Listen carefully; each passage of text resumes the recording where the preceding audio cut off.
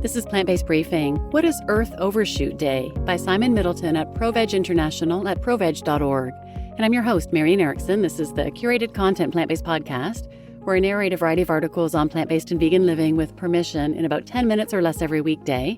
And I'm pleased to have permission from ProVeg to share their amazing content.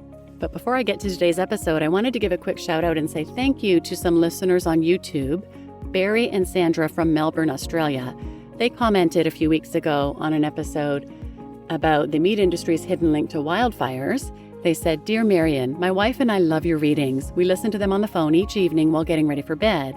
Your lovely, clear voice is so easy to listen to and understand, especially important for those hard of hearing, while your choice of articles is excellent and enlightening. Living in Australia and being involved in the plantation forest industry here makes us especially aware of the horrors of climate change and rising intensity of wildfires here and across the world. Sadly, just as we are witnessing the loss of ancient coral reefs due to warming seas across the world, we're also witnessing the loss of many of our ancient forest ecosystems due to increasing wildfire frequency and intensity due to the warming Earth. Many of these forest types are millions of years old, with trees many hundreds of years old, and once these are lost, they will not come back. We are proud plant eaters, and we're grateful for you helping us to spread the word about healthy eating and a healthy planet. We have to save it and us before it is too late. Keep up your amazing work. Kind regards, Barry and Sandra, Melbourne, Australia." I can't thank you guys enough. I commented on this when I saw the comment as well, but I really appreciate you taking the time because I don't have that many listeners on YouTube. My podcast automatically publishes to YouTube from Libsyn, the software that I use. And I have some wonderful, faithful commenters that are regulars out there. And then I have the people who are not kind, I guess, or not fans. So when I do get comments from people, I really do appreciate it. And if anybody does listen on YouTube, if you could subscribe and hit the like button, that will help out a little bit. It will help the videos be found by others, which is my goal. So thank you again, Barry and Sandra. I really appreciate it. And now let's get to today's plant-based briefing. What is Earth Overshoot Day? By Simon Middleton at ProVeg International at proveg.org. We're overspending our ecological budget, but it's not too late to act. July 24th marked Earth Overshoot Day 2025. It might sound like a commemorative date, but it isn't. In fact, the date, which changes every year, indicates that by then, fewer than 7 full months into the year, humanity has already consumed all the ecological resources and services that Earth can produce over the course of a year, which means that from then to the end of the year, we're using more resources than the planet can regenerate. Quite simply, we're living beyond our planetary means. Over the 5 or so decades since the day was first instituted, Earth Overshoot Day has generally crept earlier in the calendar every year.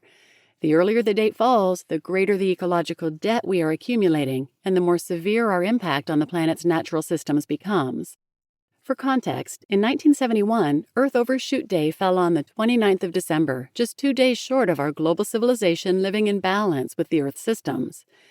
By 2000, it was 16th of September, and in 2019, it was the 29th of July. The fact that it now falls on the 24th of July highlights the ongoing urgency of the situation. The date for Earth Overshoot Day is calculated by comparing the planet's biocapacity, the amount of ecological resources that the Earth is able to generate in a given year, against humanity's ecological footprint, which represents our demand for those resources in the same year.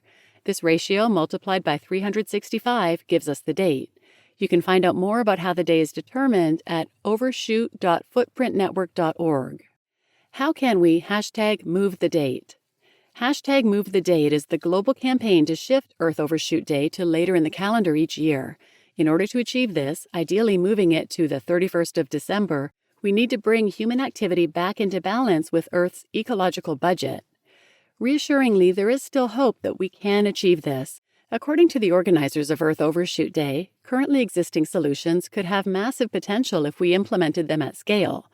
These solutions span 5 major areas: the planet, how we help nature thrive; our cities, how we design and manage urban areas; energy use, how we power ourselves and our lives; food, how we produce, distribute, and consume what we eat; and population, considering the number of people on Earth. Specific examples of solutions include implementing food waste prevention legislation, encouraging circular economies through recycling and refurbishing, fostering rural solar power and microgrids, prioritizing the financing of decarbonization, and improving emission standards for trucks. While promoting a shift to more plant-rich diets is one of the listed solutions in the food category, it's important to recognize the comprehensive nature of the challenge and the need for widespread action across all these areas in order to achieve significant change. The environmental benefits of plant-based diets. While not a primary driver for moving Earth Overshoot Day, a shift towards more plant-based diets can deliver significant environmental benefits.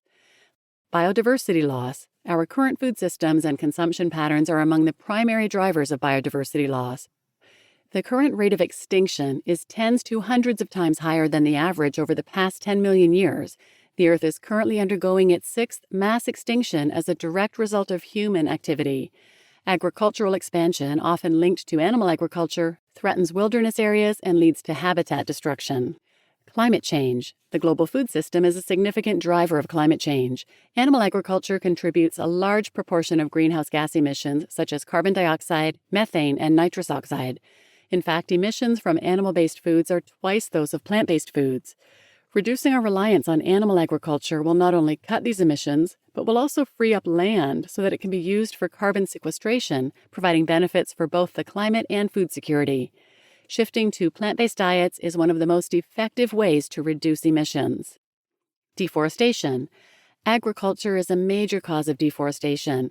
The production of livestock and feed drives a significant share of tropical deforestation emissions.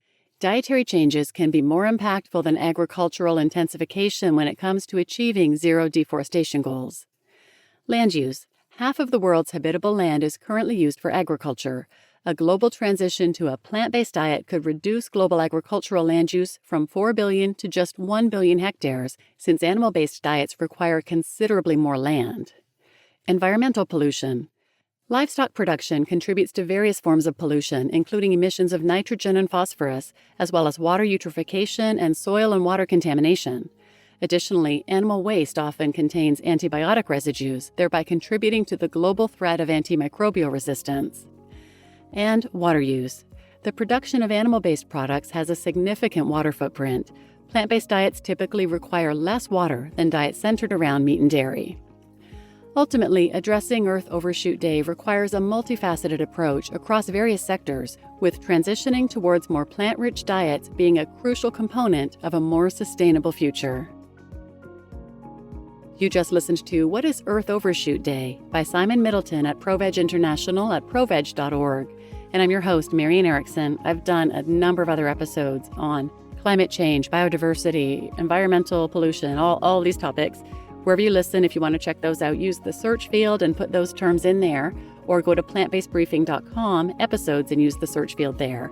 So please share this episode with anyone who might benefit, and thanks for listening.